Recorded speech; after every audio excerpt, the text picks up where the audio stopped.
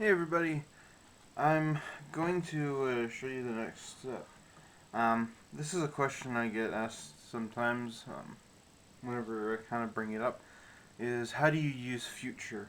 Um, and what is future? Future is this stuff right here. Future is for vinyl floors. It makes them shiny, it keeps them cleaner, and someone along the line discovered that it was acrylic and put it on their model. A lot of modelers use this in particular for windows. It makes them really shiny. It protects them. Um, I like to put it on the model. A lot of people put it on their model because it's glossy and it makes a gloss coat, which is easier for decals to apply onto. Um, so yeah, like I said, I use it like every time I airbrush, except for like in this instance. But like you know, I don't even know which model to even use as a reference, but I'll usually use Future on a model just to coat it. It makes a great sealer to protect the decals, and so I'm going to show you guys what you do. So what you need is a brush, and this is a clean brush. This has never been used with paint or mineral spirits, thinners, anything like that. The only thing I've ever cleaned it with is water. That's all you need to clean it off. I keep it in this little container right here, so I don't have to, carry around this big bottle. This is the older bottle. They did change the bottle. This is the little logo you're looking for, right there, the future. I don't believe they have that on them anymore, so um, you're gonna have to look for that. Let's take this off here. Okay, you can airbrush this stuff. You just put it in the airbrush and shoot it out, and it's good to go. It does take a while to dry. You should let it dry for about 24 hours. The longer you let it dry, the better. Um, you can probably handle it within an hour. You could touch it, but you don't really want to because you don't want to ruin the finish. It's very very delicate stuff. I have a cover that I use. It's just this big plastic box. I put that over top of the model when it's drying, just so I don't um, ruin anything. And it doesn't like get dust on it.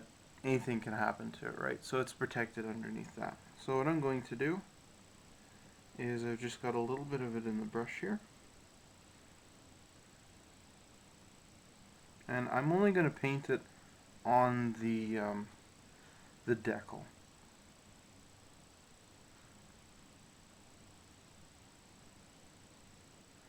And so you just brush it on. Don't worry about brush strokes, okay? Brush strokes will go away.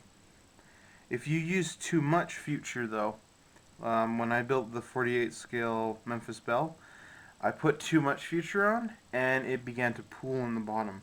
Now, if you're using acrylics like me, that's a problem, because the only way to really get it off is with like Windex. Like you can easily clean it up. But if you're using lacquer base or enamel, you shouldn't technically have any problems with it. With removing it. And I'm putting it on the tail because it seems to get rid of those that bit of the tape that I had. Remember I talked about the tape residue? It seems to get rid of it. But this, I have to get new future in this container. It's not working too well.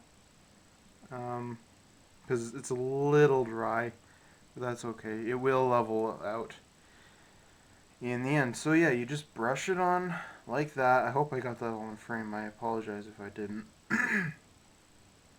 So the decals are dried and the solvent had settled. I put this clear coat on over the decals and it looks pretty good. I didn't do the entire model because it's already a glossy finish.